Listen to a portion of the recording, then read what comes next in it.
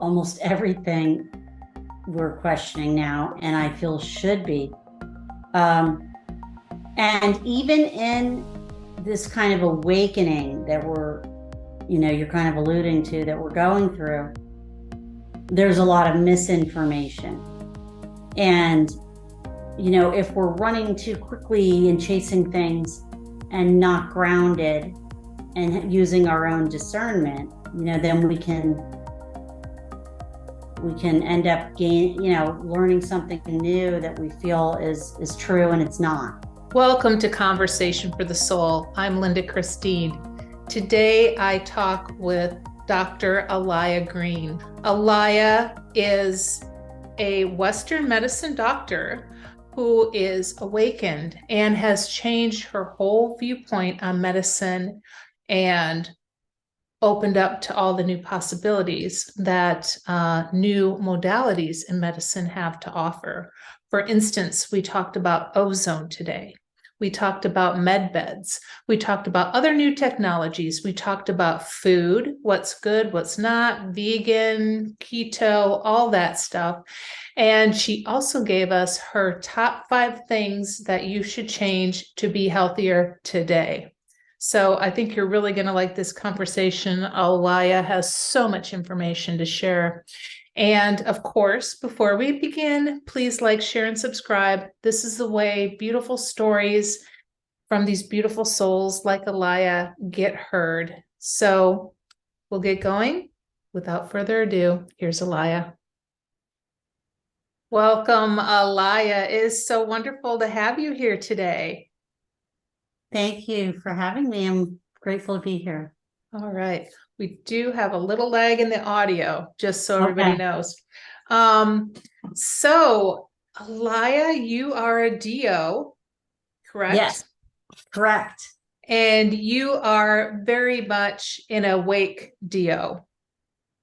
Yes. How did that unfold for you? Because, you think of Western medicine, you very much think very rigid and structured and in the box. You are not that. Yes. How did that happen? Well, and perhaps I was in the beginning, but I've always been someone who questions everything. And maybe that's why I went into the field of infectious diseases, because they often tend to be detective type personality.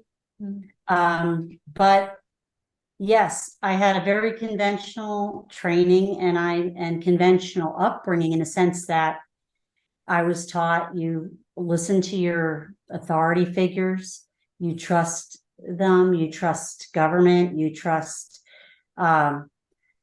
scientific bodies that have our best interests at heart, is what I believed, and that would create sound scientific guidelines that are for the betterment of humanity and things like that. And so I went into my medical school training with that mindset and that training, and I had and still do, a very scientific mind, where I liked to see objective evidence. And I had additional training on studies, how you interpret studies from an epidemiology point of view and statistics point of view, and I would rely on evidence-based medicine, so to speak. But I had no idea that there were all these other forms of medicine that work in many instances more effectively. And it was through personal life story that I started seeking those things out. And it started, I would say, well, we're always on, I feel, a spiritual journey.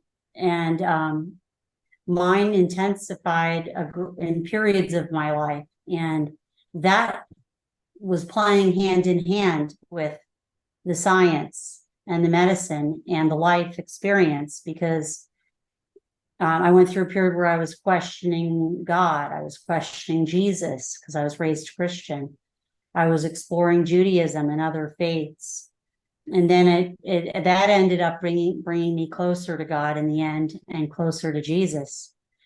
And after that period of questioning, I ended up making a decision to join the Catholic faith. in part because I married a Catholic and we wanted to raise our children Catholic and so on. And in that journey, I had no idea that it was going to help me later in preparing for some life tragedies and hardships. And those were divorce, a very nasty divorce with a difficult situation with my children and concerns for their safety at times and things of that nature. And after I finally got divorced and made it through all that, which was a long period, I was married 10 years, and it took me more than 4 years to get legally divorced, and with near financial ruin. And after that, my friend who I trained with originally in Jacksonville in my medicine residency, who was kind of my go-to for so many things, as a best friend, but also a very smart doctor. And she had already been embarking into nutrition and energy healing and had built a holistic practice and was educating people and writing books and so on.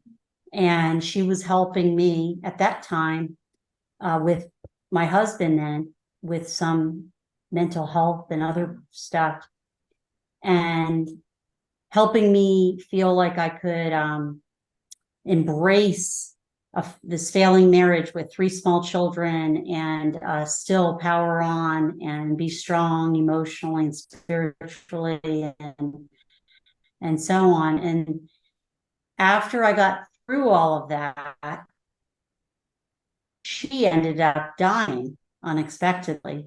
Or, I know she's still alive, her spirit, and she's with me all the time. But her husband had hired a friend to kill her in her home. And so it was a real tragedy. And this was in 2015. So that hit me like a ton of bricks. I had gotten divorced in 2011. I actually remarried in 2013. I was starting my life over. I in 2014 bought a house again and was not on the run anymore and was rebuilding everything. And that second marriage, that husband, who I'm no longer married to now, he collapsed a week after the wedding and was on the floor in the courthouse. He was a deputy. Red line, no pulse. And they got the defibrillator and they attempted to shock him. And anyway, I was called to the hospital emergently. And long story short, he had a lot going on with his health, which turned out to be, we think, mold and Lyme disease type stuff. And my friend Teresa was still alive then, and she was helping me help him, because we were going to all the specialists and hitting dead ends. And they were all saying, well, we're not sure why he's falling out and why his pulse is going down to 30 and then back to 130.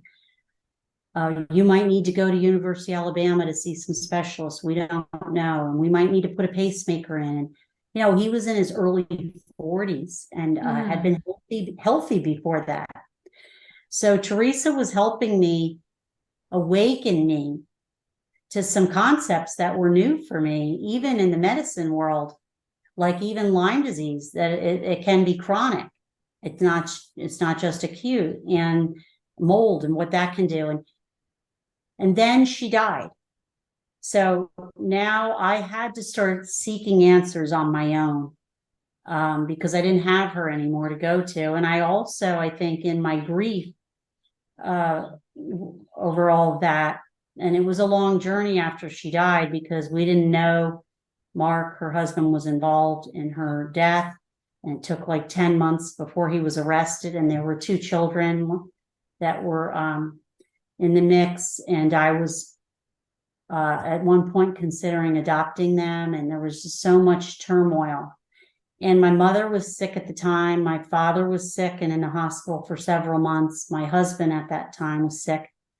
And then after Teresa died, I was diagnosed with thyroid cancer. Oh, God. So I was trying to navigate all this and understand what are my what do I need to learn here, God? Why am I here? What's happening? Everything was falling apart, it seemed, but I was grateful for so much also. So I started seeking answers for Chris, my husband, for myself, for my family, and I was getting good results. I was learning all about ozone and oils. It started that way. And I started realizing, wow, ozone is absolutely phenomenal. Why haven't I learned about this as an infectious disease doctor when it works to treat infections? So that started making me question many things. And that was in 2016. And when I went to the conferences to learn about ozone, I was meeting other people who were attending the conference, veterinarians, dentists, doctors, all looking for answers that were outside of conventional training. All of us learning about ozone together. And as a result, I started learning about teeth and how integral they are and how in our energy system. And when the tooth just right here in the mouth is having an issue, it's creating an energy voltage problem in the rest of the body where that meridian falls, where that tooth falls.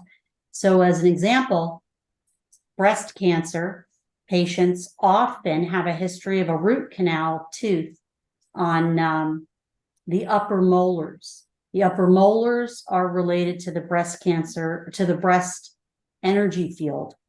And that and a wisdom extraction that may have occurred earlier in life. Like I had a wisdom teeth pulled when I was 16. Yeah, I think we all And did. those ultimately, that procedure ultimately most likely was the root cause in part for thyroid cancer for me later in life, believe it or not. Because the wisdom teeth on the top are adjacent to those molars and on the bottom are adjacent to these molars.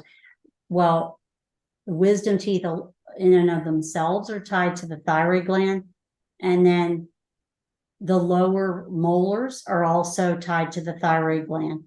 So if there's any decay left after a wisdom's pulled, and they often leave a decayed ligament there, and they not decayed at the time, it's a dead ligament after they pull the root and everything, that 20 years later can manifest in some decay deep in the bone in that region. And that acts as a circuit breaker to decrease voltage or energy in that energy field. So any organs or parts of the body fed by that energy meridian can be impacted. So I started learning about teeth. I started looking at the data. I started meeting other licensed doctors and other health professionals who had gone through difficult things in their life like me, and they were seeking answers as well. And some of these people the training is unbelievable. Like Zach Bush, one of the guys I listen to all the time, is triple board certified. I mean, these aren't dummies. They were trained in leading academic centers. So I started realizing there was a lot more to learn that was not provided in medical school training that I needed to seek on my own. And also Teresa was communicating with me in various ways after she transitioned, guiding me. And I've had many different types of healers share with me that they feel that she's one of my guides now. And I feel that. And I feel, conversation with her all the time that I can't really easily explain. But she was gently nudging me, as was God, to open up a center and start applying the things I was learning with patients on my own. And so I did in 2017. And I went, I had no savings for that. I didn't, so people said, many, including my husband at that time, that I was crazy. And my accountant was trying to talk me out of it. Why are you doing this? You're going to, spend all your salaried money that you're making at the jail on this business that's going to fail. But I did it anyway. And I have no regrets about that.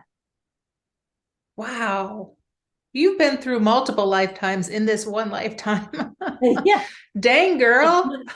it feels like it. Yeah. Oh, I love how your friend's communicating with you from the other side. What happened recently, perhaps, that she's nudged you towards that you were like, wow, this is awesome. Well, she's often, I feel like, works with me when I'm working with people one-on-one to, it's an art to try to figure out when you're working with someone, what is the most important thing that they're telling you right now when you're engaging with someone and you're obtaining a history and you're going through the process we've learned as physicians to take a list of your symptoms and the stories and how you got to now. How do I really hone in on what you're saying? Because in the end, I feel every person has the answer within to heal themselves. And it's my job to try to help get that out and tease that out. And then I can bring in clinical experience, judgment, training, science. But every single person, even if all breast cancer patients have a root canal tooth story or majority, that's not the only thing that you need to kind of tease out and address. There's so many pieces. So I feel like she works in that way to kind of guide me on honing in on things that seem to just stand out.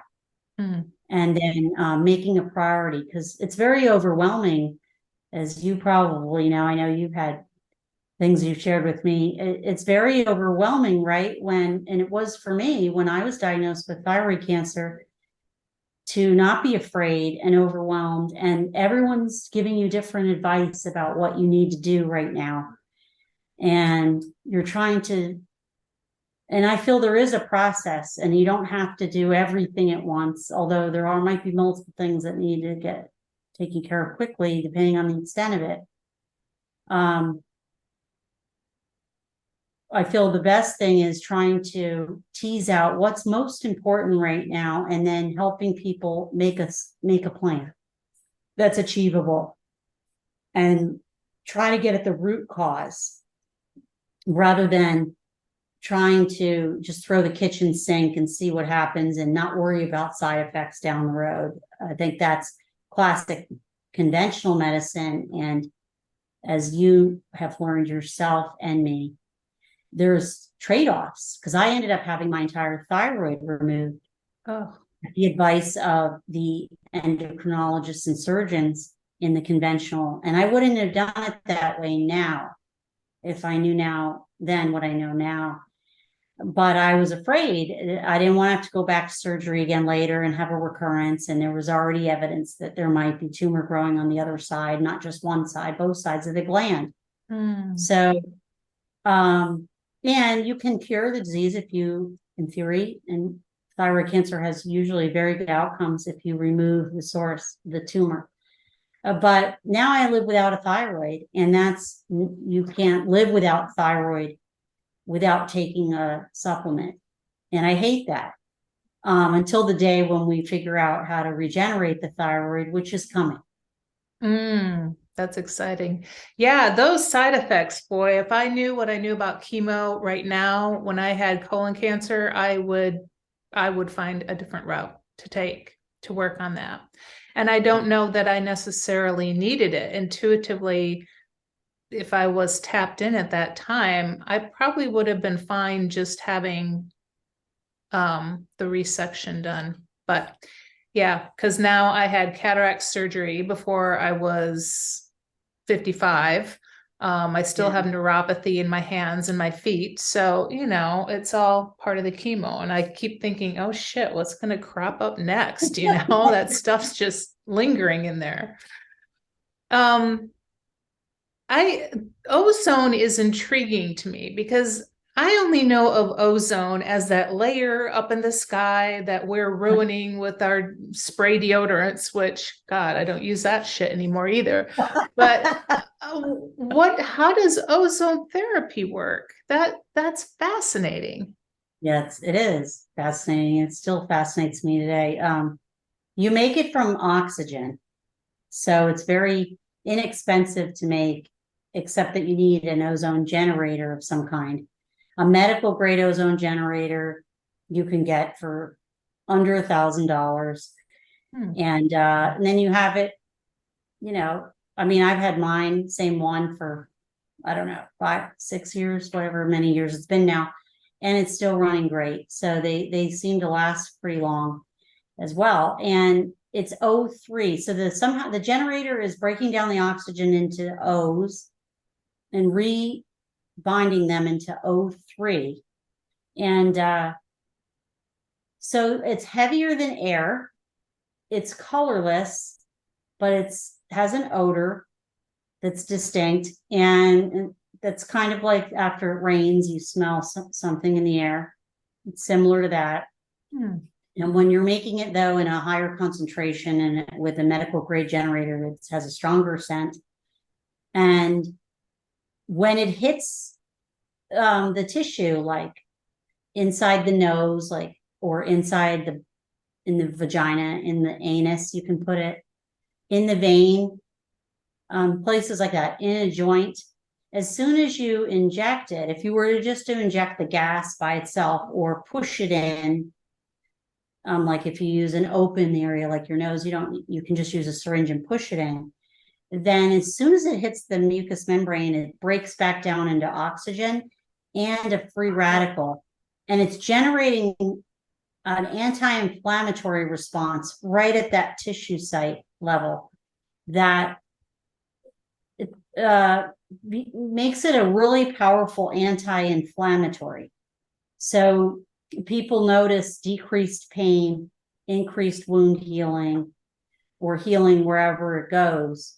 And it might be temporary and you might need repeat doses, but it can help kind of reset things and get the body in a more of a healing phase than a sick phase, especially when people feel poorly. And you can also use ozone and gas in a sauna system where your skin's absorbing it, or you can do it IV. And there's a number of different ways to do it intravenously. But it has a really powerful antimicrobial benefit. So you can use it to treat things like flu, COVID, Lyme disease, without using antibiotics or antiviral medications. And you don't really have too many side effects. The only big one to speak of would be if you have a significant burden of infection in the body and you blast it with a big dose of ozone, either intravenously or in a sauna setting. You could have some die-off of the organisms where you have a flu-like reaction temporarily. But that's not very common. In sicker patients, maybe. And so you would start slow and low and then build up. But in somebody who's looking to, like somebody with an acute problem, like acute flu, you can do one IV treatment and they're 95% better the next day, even that evening. Wow. And most people during the treatment of IV ozone or even in the sauna will comment how well they feel. And people will say, I feel lighter. Usually I look in the eyes. The eyes are extremely telling about so many things about health and presence and things like that. And during a treatment, you'll notice their eyes get brighter, just in general, more light coming in. They feel better. They're smiling. And I'll just say what's going on. And I just love to hear their answers. Like, I don't know, I just feel good. Or they start getting jittery, like they want to get going. They have energy but it's not negative energy where you're antsy. It's like a good reboot. Mm. And so that's the oxygenation. We need oxygen to survive, and any way we can reboot oxygen in the system generally and help improve circulation, a lot of things feel better as a result. Wow. So how do you use it at home? What's your method of putting it in your depends body? what I'm treating. So I have a sauna, and so I try to get in that at least twice a month. I would do it more, but I'm just like anything, it takes time and you're tired and you're like, spend an hour getting in and cleaning it. And that's the only excuse. If I were sick, I'd be doing it. But if I travel and stuff and I'm feeling kind of, it always gives me the reboot I'm looking for. So it's my go-to. But if you don't have a sauna, which is a pretty expensive item, you can use it by vaginally. So you could fill a bag or a syringe that you can purchase. It's like $13 for at least one bag and tubing. And you can, if you already own the generator and the oxygen tank, then you can fill your bag on demand. The ozone's going to break down within an hour or two, so you need to use it when you make it, the ozone gas. And then you can insert a very skinny tube in your vagina and just roll the bag up like a toothpaste and push the gas in, and you just kind of feel like, oh, and that's it. Or you can do that in your anus, and you can use it in the bowel. And you have to understand kind of what concentration to use. But that alone, people talk about doing that 3 times a week being equivalent to doing 1 IV a week. So I often will teach people how to do this if they're invested. So people will come to me with chronic fatigue and Lyme and breast implant illness and all kinds of common things like that. Maybe they're recovering from chemo or cancer, or they have cancer. I have several people with thyroid cancers, things like that, and they want to treat it naturally. So they make the initial investment in the generator, then I teach them how to use ozone at home so that they can be doing it regularly, at least 3 times a week to achieve, because the body will absorb it if you put it in the right place. But if you're if I'm having issue with sinuses or an acute illness, I can push a dose in my sinus. You have to do it a certain way so it doesn't go down the airway. It's heavier than air, so it can make you cough and be pretty uncomfortable going down the airway. So you have to know how to do it properly. But once you figure it out 1 or 2 times, it's pretty simple. And then you can treat your sinuses pretty quickly and get over the acute sinus problem or issue. My dog recently cut herself, the German Shepherd, out on the property, running up and down the fence. Somebody left something jagged in the yard, and it sliced open her leg with muscle exposed. Needed stitches, but the vet couldn't see her right away, and I just decided to treat it myself. So I used a cup, looks like a breast cup that we use in the ozone sauna, where you can have a tube attached to it. You put it over the area, and then the tube is going to your ozone generator, and you can focus ozone into an area like a wound. So I put the cup right over her wound on her leg, and she just laid down, and I put a bag around it, a garbage bag and a towel around it, and I ozonated the wound for 20 minutes, 3 days in a row. And the edges approximated. I mean, I also used silver and honey to keep it clean. And I also put a cone on her so she's not licking it. The wound approximated after being just a flap hanging. It approximated and healed beautifully. No stitches, no veterinarian bill, no downside sedation needed for the dog. She's happy. I mean, I was blown. I didn't think it would work that quickly, honestly, but it worked. Wow. Wow. Is that something that most people can access somewhere in their area, or is it hard to find a practitioner that offers that? It's hard to find, but it's becoming easier, especially in Florida. However, some of these centers that offer ozone want you to come in and have their services because, like me, I bought an ozone sauna. It was $60,000 and you have to pay it off. And so, you find that these other places are not inclined to always teach people how to heal themselves at home because it's a take away from their business. And maybe honestly, they don't know if that will be as effective. Some physicians who do ozone in Florida that I know personally, they will still have the patient come and invest heavily, like to the tune of $30,000 to do treatments for 8 weeks, 12 weeks at their place. But then when they leave and go, some of them are coming from around the country, they'll graduate them to a home ozone therapy program that they'll teach them about.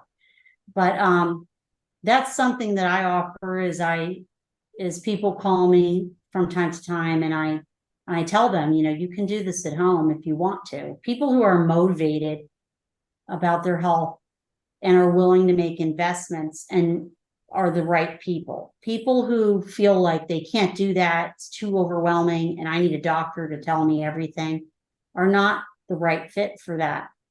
But people who already are healing themselves with herbs and food and nutrition and energy and frequency, they're open to it. And they're the greatest ones to train because then I can just help with them periodically. We can do a one-on-one Zoom or something, a phone call, and I can teach them how to start using it and when, and once they learn that, or they can start going, you could start going to one of these ozone type centers and see how your body reacts to different forms of ozone. And then over time you decide, hey, I think I want to do this at home or I don't. If you're just a health conscious individual, is it worth doing like a once a month maintenance at one of these places and taking in the ozone, even though you may not have any issues, just as a preventative type of thing? I think it is. And because cancers don't like oxygen, microbes that are pathogens, they don't like oxygen. And as we're aging, we're always looking for ways of anti-aging or promoting wellness. And anything that promotes improved circulation or enhanced oxygenation is a benefit. So, I definitely people, and so that's something that I offer is like a membership where once people learn what I offer and can do, and then they're interested in buying a membership where they can come in once a month, twice a month. Some people buy a year package of 10 or 12 sessions, and then they can use them as they choose. Maybe they want to do something intense with a detox type program for a period of time, and then they want to use their other sessions for maintenance. One doctor, Dr. Minkoff, who helped train me in ozone, who's in Clearwater, his practice is devoted really to an intense program for seeing someone who's pretty sick, not for, Joe Blow who just wants to come in and do a treatment here and there and is well. However, having said that, he'll be the first one to tell you and others that ozone is what he uses for his own personal health as he's aging in his 70s now, and he does Ironman competitions. Wow. And he says, he couldn't compete the way he liked to and always has if he didn't do ozone regularly. So athletes, in particular, and biohacker conferences where you have these intense athletes like Dave Asprey and Ben Greenfield and others, they know all about ozone. Tony Robbins, who has a very intense schedule, has a Hocket, an ozone sauna himself, because he's, knows that it helps him maintain his stamina and energy and stuff. Wow. Wow. That's amazing. And they sell saunas for people to have in their home that are $5,000, maybe $10,000. It's not the same as a Hocket, but it's a pretty unique system. And there's a wellness IV place in Florida and Tampa that I think they have 3 locations now, and I know the owner. She's pretty cool. Not a physician or anything, but she's holistic and has this cool IV nutrition place, and decided, hey, I'm gonna put an ozone sauna in here and see if people like it. And she invested in the Promo Life professional one that's about 12 grand. That's still a pretty decent ozone sauna and not as expensive, you know. So some people do make that kind of investment, but you don't have to spend that amount of money. The money there is on the cost of the sauna and all the things it offers. I don't know if I touch on anything that's not your wheelhouse, just let me know. But I'm curious about this because it's such a conversation in the spiritual community is diet. And some people say, oh, you need to be vegan, or you need to be vegetarian because you're not going to raise your vibration. Other people are like, no, I eat animals that were well taken care of and humanely, you know, put to death, and that sort of thing. And other people just eat whatever. What's your thought on all of that? Well, I am not restricted in my recommendations for people in the sense that, like you said, there's a blood type diet too. That's a lot of good sound data on that in science. And I think there's a lot of aspects of that that are pretty interesting. And there's some practitioners who would only have people follow a diet for their blood type and never stray from that. Which, by the way, a blood type diet, which you probably know, some blood types do eat meat, and they would support that, and others wouldn't. But I think I've seen all these different types of diets you talk about work. I've seen extremely enlightened beings, and we can learn about them throughout history, who ate meat. So I personally still eat meat. And I'm an O. I'm type O blood, but You got that alien blood. I also eat. Yeah, I also eat. And some might say the O's are the original seers of Earth, you know. But O's, but I don't. It turns out when I read about an O, those are and the foods that are best for an O. Those are the ones that I tend to eat the most of and that I tolerate best. But there are some that are not recommended for an O that I still eat. And I really do think that there's many ways to heal the body. And there's also seasons for things. So there's time, you know, and I think that's really important, like to do the same diet your whole life, I don't think makes great sense.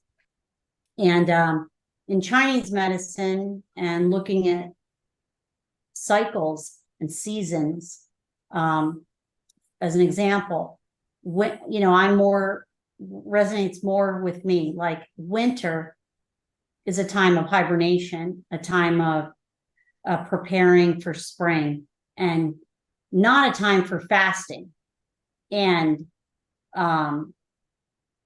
purging and, you know, going on these radical diets that people often do right after Christmas and New Year's.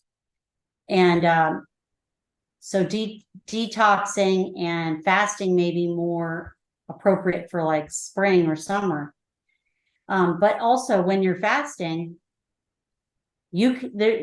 people can succeed with fasting with all kinds of different foods, if they are adhering to some basic fasting principles. And sometimes healthy foods are causing a problem in the body that you've developed a sensitivity to that you need to avoid for a period of time until the body is ready to receive them again. So sometimes I work with people in that way. They're eating vegan and they're eating all organic and they're still sick. And it might be because they have a leaky gut with sensitivities to a lot of the foods they're eating, even though they're ordinarily considered healthy foods. So there's so many different things to think about with diet. And I've seen many different applications work. I mean, I had a gentleman come in recently who had leukemia, was dying of leukemia, a horrible acute form of leukemia as a child, a young adult. And he learned about a raw diet, raw meat, raw cheeses, and raw vegetables. And he stuck to it, and he cured himself by diet alone. And he was teaching me all kinds of things about his diet and about the books he used and the teachers he followed. And there's lots of stories like that. So I think I'm always fascinated to learn how people feel about food and view it. And I think the belief system is as important as anything. And I know that foods, herbs are, have the ability to heal us in a variety of ways. And we can help teach one another those ways. Yeah, absolutely. I started doing nutritional ketosis and lost like 30 pounds and have never had so much energy. And I'm to the point now where I don't even need my meter to know if I'm in ketosis because I can feel the energy in my body. I start lagging when I have too many carbs, and and you look wonderful. Thank you. I mean, you really do. Some people start getting muscle wasting because they don't look well and have nutritional deficiencies, but you don't, you look great. Yeah, because I still splurge. I have no problem celebrating, and my husband just had a birthday and food is his love language. So, we feasted, but it goes to the cycle thing again, I think, where you feast like the caveman did when they got their big bounty in and they have a big feast and celebrate. And then they go a while with hardly eating anything and moving a lot, and then. Yeah, many detox and fasting experts teach that the biggest thing people forget is to feast. Yes. And regularly on healthy carbs or proteins, but to feast. Yeah, I love the feast part. And then, another thing that I learned recently it was such a duh when I heard it. And I can see now how so many people are depleted is the sun. The sun has been demonized, and getting in that circadian rhythm and going out in the morning and bringing in that morning light, and so important. And that's made such a difference for me as well. And you start looking at everybody around you, everybody's indoors, everybody's under fluorescent light. It's got to be just wreaking havoc on the body. All the computer light and radiation. Not exactly getting enough sunlight, natural sunlight, especially early morning. I agree. How do we, Alaia, this is the frustrating part, and I'm going to tread carefully here because there have been so many things that we've been taught and told that are good for us that we're finding out now are really freaking horrible and designed to send the population into a spiral, and you will have nothing and you will be happy. So how does a person even begin to dissect all of that? What's the truth? What's good? What really is bad? Well, that's a great question because almost everything we're questioning now, and I feel should be. And even in this kind of awakening that we're you're kind of alluding to that we're going through, there's a lot of misinformation. And, if we're running too quickly and chasing things and not grounded and using our own discernment, then we can end up learning something new that we feel is true and it's not. So I think the first step is a learning discernment. And we're kind of in training for that right now. About why is this person I'm listening to or this information I'm reading, what resonates when I read it or I listen, because every single thing in our life is preparing us for what's coming, I believe. And my life has shown me that. So when I'm looking at something, I can use the lens I have that I up till the now. And I'm going to make mistakes sometimes, but at least I'm open and not attached. That's the biggest thing. So when we're holding on for dear life to something that we were taught or we always believed, or we so believed in it. I mean, I was a big vaccine advocate and I would pummel people about vaccines. I mean, seriously, push them. And because I believed in them. And I think initially the concept of vaccines was good and the science in the beginning, but not anymore. I wouldn't trust any of that now because of who's behind it. So yeah, you got to follow that trail too. Who's putting it out there? Yeah, and, who's behind it? Who's putting it out there? Even if it sounds good, who's putting it out there? Then it makes me go, wait a minute. And so I think that's the biggest thing is trying to, and that's sounds kind of like a vague answer, but I'm continue to be open. If tomorrow something better comes forward, like med beds that can offer healing for people with technology that's more rapid healing and more effective, and I need to let go of everything I'm doing with people, fine. But I think that's glorious. And if I need to reinvent myself and do something else, fine. But we can't be so attached to whatever our belief patterns are that if I let go of it, I'm afraid I'm going to lose my income or my identity. Then what was your identity to begin with? So I think we're still very naive and there's still so much to learn that we've been programmed to think wrong about. But it served a time. And now, we just have to keep being open to what's more true. There was a healer that I did a lot of work with in 2015 through maybe 2018.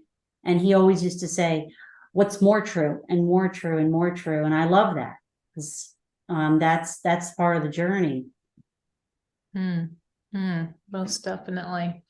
What are some of the things that are on the cusp of being released in the medical community that you've heard about that you're very excited about, and why?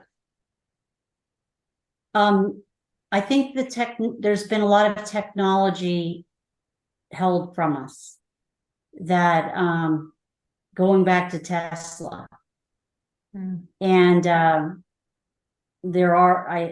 believe, I've not seen with my own eyes as of yet, but I feel in my being, and in interactions with others who have seen, that this idea of medbed technology is real, which is going to incorporate light and frequency and sound in ways that we can't fathom to help restore the DNA for its full capacity.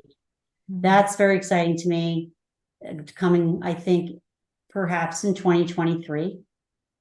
I think sooner than we think.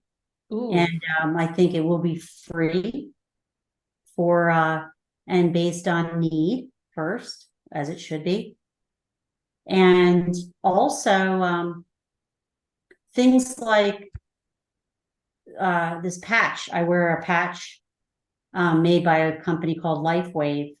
And I love the guy behind LifeWave, David Schmidt, the entrepreneur, who's working on technology for the future, for creating health and wellness and abundance and health.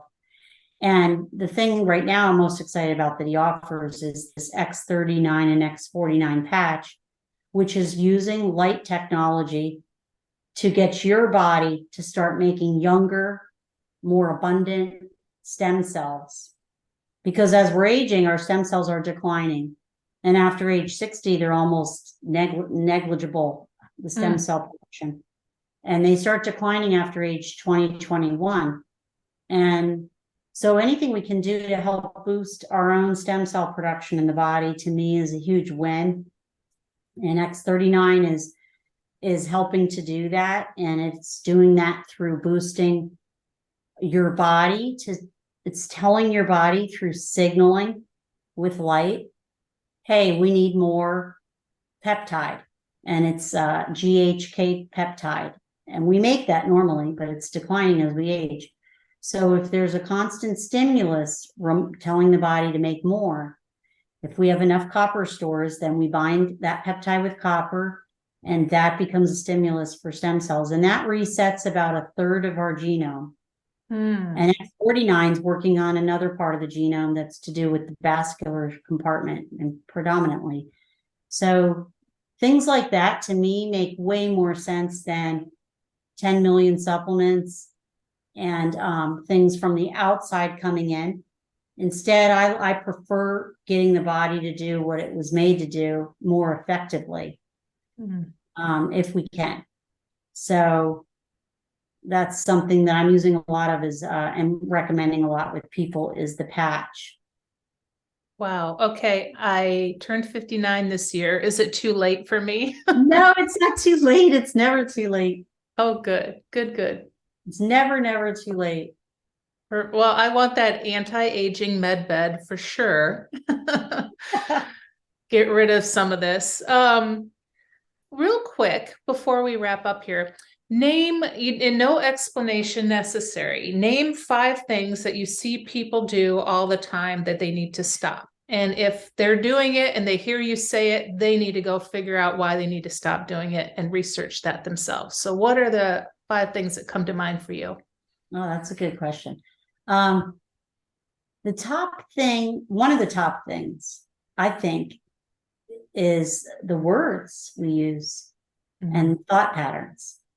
So I have to catch myself a lot, regularly, because if you believe it, if you have a thought and you think it, and then you believe it and then you say it, you just gave it so much fuel, and the universe is going to be trying to make that thought and pattern that you just spoke a reality for you. And it's the exact opposite of what you really want. So we should really be mindful, much more mindful about our thought patterns and our speech, what we're saying. Another thing I would say is things we're putting in our body and on our body on a daily basis. We could really help ourselves tremendously by making changes there. And we can start small. It doesn't have to be totally overwhelming, but that's a top thing, because as an example, somebody's coming to me and they want help with maybe being overweight and hormones being out of balance, but yet they're putting a lot of chemicals on their skin in the form of makeup and creams and sunscreens that they have no idea what's in that. And so the first thing I can do is help them, educate them about what's in those products, how to switch to different products that are even better and oftentimes more affordable and are not creating hormone disruption. not creating, becoming a carcinogen. So anything we can do to minimize how undoing, Yeah. the undoing part, then we can be healthier. So let's see, that was maybe, what did I say? 2 things there. Yep. Yep. A third thing would be anything you can do to help boost your vitamin D levels is extraordinary. So most people aren't going to go out in the sun in the early morning hours, 2 hours a day without sunglasses on. In which case they're going to need some other support like vitamin D3, and they should take it with K2.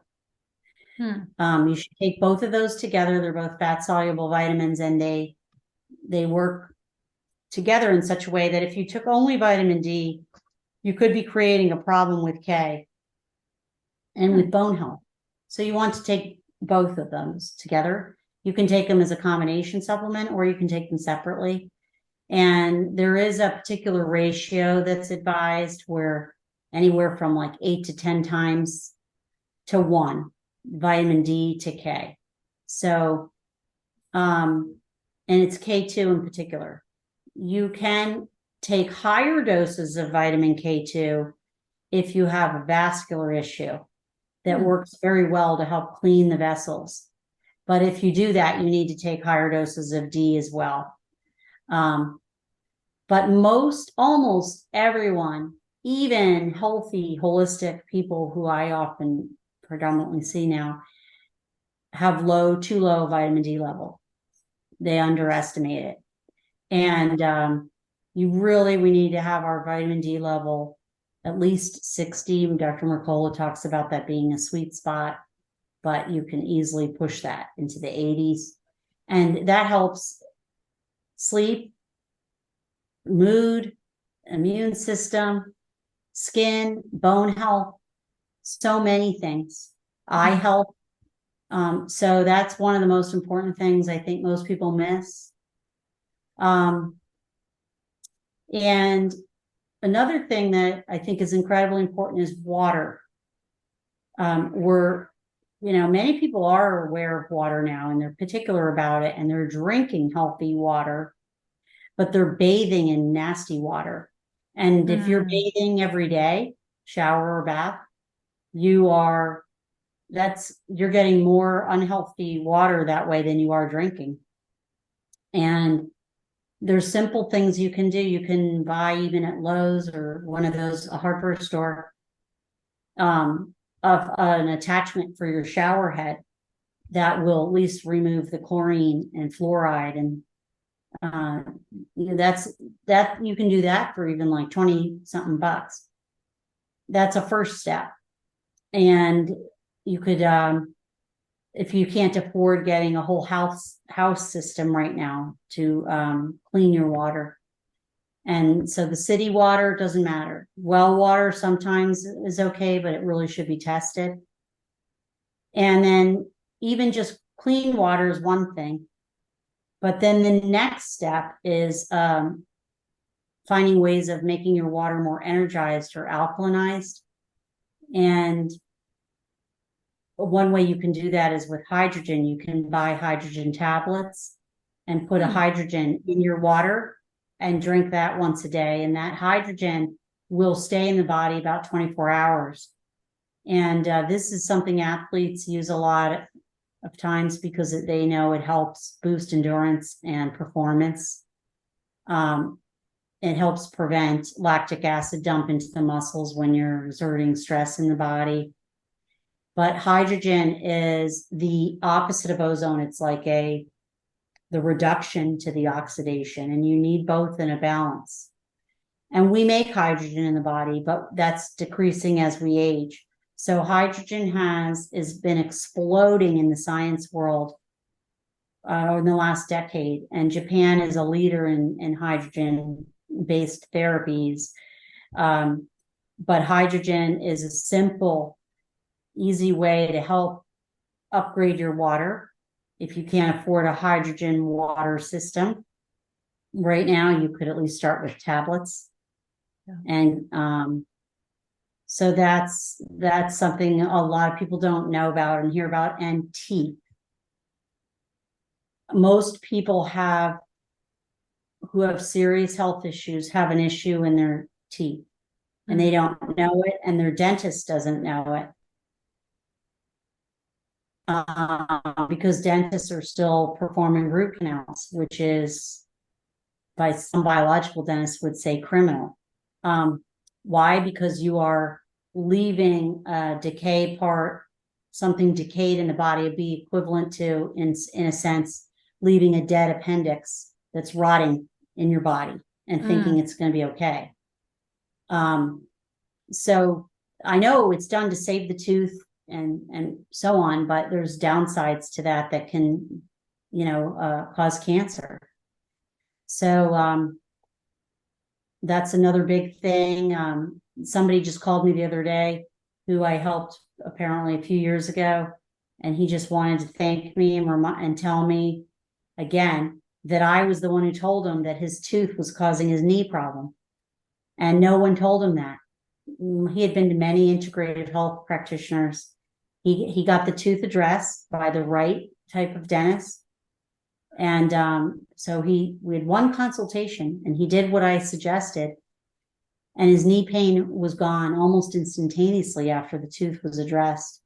And he's thrived after that. And now he's doing really cool things in holistic medicine. Wow. As a result, because he got his life back. Oh, that's amazing. That's really good 5. And I'm going to add 2. Get rid of seed oils and take the fucking earbuds out. Yes. Those things are horrible. Horrible. Tell people why they're so bad. I see everybody in them all the time. They're radiating themselves. They're radiating themselves. It'll be like taking a cell phone or 10 cell phones. Yeah. Put it all around your head. And when you pull one earbud out, you can't hear with just one, because the connection's being made by the soft tissue in your skull. It's like putting and then they don't eat out of the microwave. They don't use the microwave, but they're using that, and it's even worse. Yeah. So, yeah. I was so sad to get rid of mine, but oh well. Alaia, you are fabulous. And I think a lot of people are going to have questions after they see this. I'm going to put all your information below, but can you work with people that are not in your city? Can you work remotely? I mean, tell us what you got going on. Yes. So people can go to alaiagreen.com, and there they could schedule a consult, and people may not be able to afford that right now, in which case we could do an abridged consult, to at least give some ideas of where they can go for their next steps in their healing journey. And this can be done remotely. I work with people via Zoom, or other ways in which we can see one another like we are right now. From the comfort of our own home or what have you. And people sometimes do that, and I give them homework to do and things to work on and address and place. I'll help find local practitioners near them if they feel if they need a biological dentist or something of that nature. I help find that for them. And then maybe they check back in a few months later. It doesn't have, but if somebody wants to work intensely on something, I offer packages. I'll work with people, on packages if they need that, and we can meet then regularly with goals in mind and set those at the start. That is awesome. That is awesome. Thank you so much for being here today. I am so honored that you joined us. Thank you for thinking of me. Love seeing you again, and love everything you're doing too. Oh, thank you, my dear. Well, say goodbye to everybody, and you can stay on after we hang up here. Okay. Bye-bye. Bye.